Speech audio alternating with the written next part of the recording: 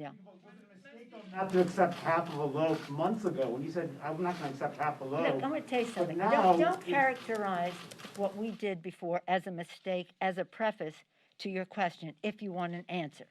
That was not a mistake. It was a decision, and it has taken us to a place where we can do the right thing without other, shall we say, considerations in the legislation that we don't want.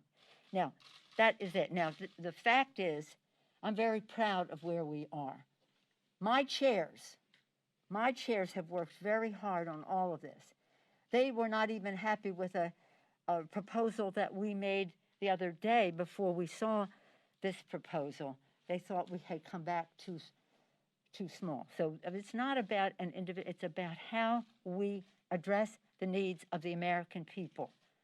And we have to do it in a scientific way, and we have to do it in a way that recognizes people need food on the table. They need to get their rent paid.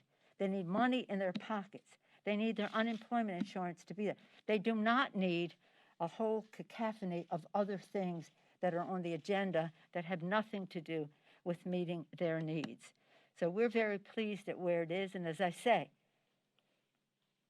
with a Democratic president committed to a scientific solution for this, with the idea that we will have a vaccine, it's a complete game changer from them.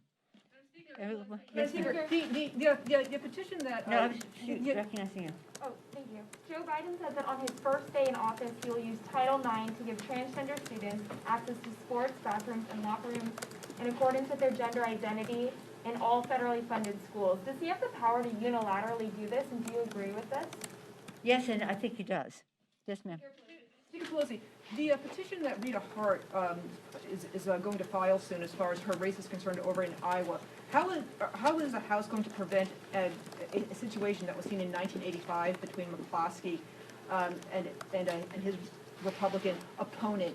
And would you encourage the loser of the New York 22 race to do the same thing if their recount ends in a very slim margin? The issue relating to Iowa is an issue for the House Administration Committee. It is my understanding that the Rita Hart, an excellent candidate for Congress, will be asking the House to take this up. But that, for further information about the technicalities of that becomes, that's a House, not a political, but a House administration matter. House decides who it will seat. We don't have any idea. New York is a completely different situation. New York is a completely different situation. New York, there could be 1,500, 5,000 votes not counted yet. So that is going into the court. I think Monday is the day in the court. And that is what is, we'll see what happens in the court, and that may end up in the Congress. I don't know. But the court will decide which votes will be counted. But that's like down to 12 votes. It's interesting. People should know, everyone should know his or her vote counts. 6 votes are what the spread is at the moment in Iowa. 12 votes. Now, this is on the basis of hundreds of thousands of votes cast, So it is one of those matters that time will tell. We'll see what the court says.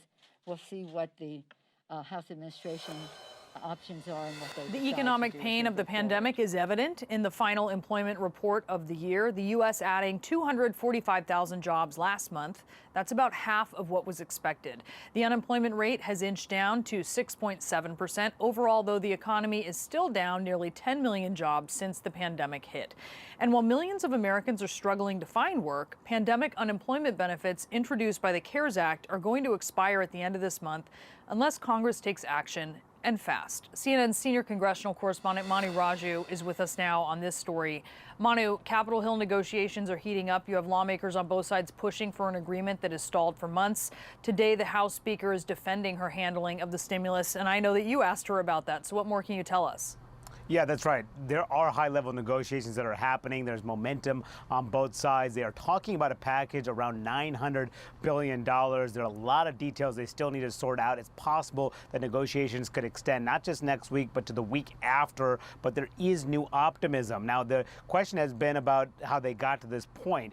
Nancy Pelosi, of course, had been pushing a larger package for some time, and she had also rejected the idea of doing half of a loaf and coming back and getting the rest of the half at a later point. She had made that position pretty clear for some time. So I asked her earlier today if that was a mistake.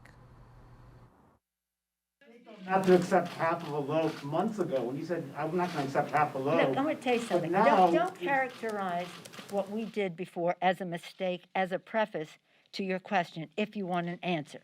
That was not a mistake. It was a decision, and it has taken us to a place where we can do the right thing without other, shall we say, considerations in the legislation that we don't want.